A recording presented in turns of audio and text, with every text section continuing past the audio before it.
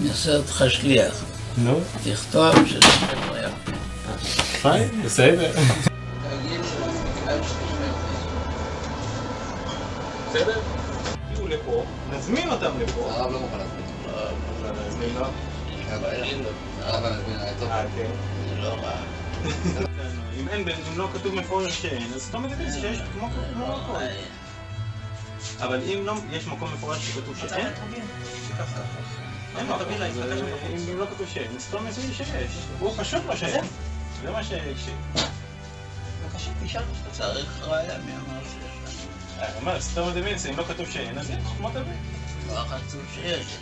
ככה זה. פיין, בסדר.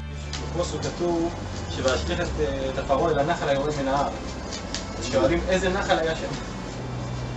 לא היה שם נחל. היה שם על יד ההר, היה נחל. מה, היה והיום אין אותו? היום אין שם שום נחל. שהיום אין זה לא רע. זה לא ראיה, כן, גם אני אמרתי, אבל הוא אומר שהוא חיפש לו במדרש, הוא לא מצא שכתוב שהיה שם נחל. איזה נחל היה? היה באר של מירי יום היה. שרקי אחריו. הרב היום עייף, הגעתי ביום לא טוב.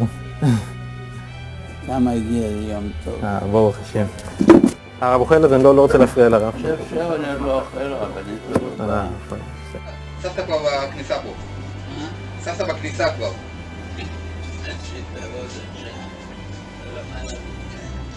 היה מוכנה תקרא.